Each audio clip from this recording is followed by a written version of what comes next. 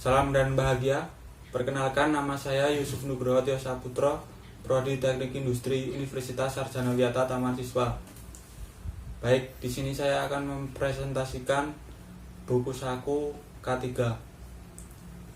Pemenuhan Peraturan Perundangan K3 pada PT Suncang Indonesia berdiri pada tahun 2000 yang memproduksi rambut palsu atau wig dengan pekerjaan yang kebanyakan dilakukan wanita. Dalam upaya untuk menjalankan sistem manajemen keselamatan dan kesehatan kerja, SMK 3 di perusahaan ini sangat mengutamakan kesehatan dan keselamatan kerja. Kebijakan-kebijakan mengenai tentang keselamatan dan kesehatan kerja, pedoman yang digunakan adalah Undang-Undang Negara Republik Indonesia sebagai berikut. 1. Permenker Republik Indonesia Nomor 3 Tahun 1998 tentang tata cara pelaporan dan pemeriksaan kecelakaan. 2. Peraturan Pemerintah Republik Indonesia Nomor 50 Tahun 2012 tentang penerapan sistem manajemen keselamatan dan kesehatan kerja. 3. Permenker Republik Indonesia Nomor 2 Tahun 1992 tentang tata cara penunjukan kewajiban dan wewenang ahli keselamatan dan kesehatan kerja. 4. Peraturan Pelaksanaan Undang-Undang Nomor 1 Tahun 1900. Saran dan prasarana untuk menghindarkan dari kecelakaan kerja, maka perusahaan menyiapkan beberapa sarana K3 sebagai berikut. Yang pertama, masker, sapu tangan, alat pemadam kebakaran, peralatan K3.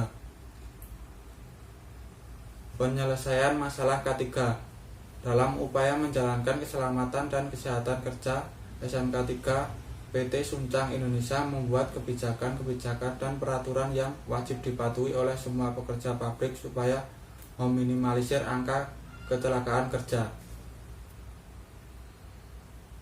Dari masalah terkait pelanggaran yang dilakukan oleh pekerja, perusahaan sudah berusaha membuat prosedur yang dilakukan. Sebagai berikut cara yang dilakukan: melakukan pencatatan pelanggaran yang terjadi, mendiskusikan dengan Komite K3. Komite K3 berkoordinasi dengan pemangku kepentingan untuk memanggil pekerja yang melanggar, mewawancarai pekerja yang melakukan pelanggaran dengan mencatat alasannya, melakukan hukuman kepada pekerja yang melanggar.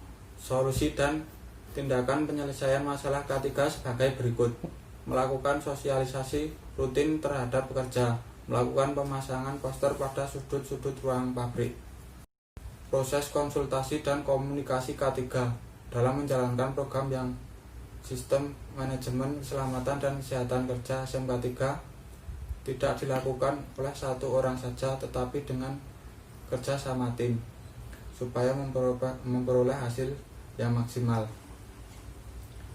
Saling melakukan konsultasi dan komunikasi yang baik terkait masalah yang dapat disampaikan beberapa elemen sebagai berikut ini.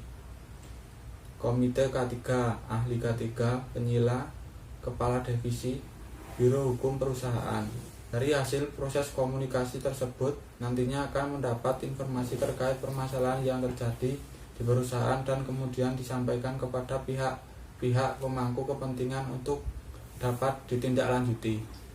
Penerapan sistem manajemen K3 saat menjalankan program sistem manajemen keselamatan dan kesehatan SMK 3, sistem pencatatan data bersumber dan mengacu kepada Undang-Undang Republik Indonesia dan Peraturan Menteri Ketenagakerjaan yang dicatat melalui peraturan perusahaan dengan sesuai pedoman SMK 3 dan sumber informasi yang diambil dari pencatatan laporan kecelakaan kerja.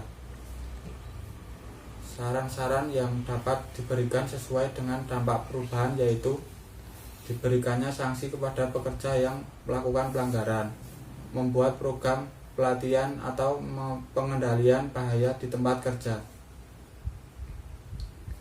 Jika terjadi perubahan prosedur perusahaan, pemangku kepentingan wajib mengkoordinasikannya dengan personil yang lain untuk mempertimbangkan aspek keseluruhan.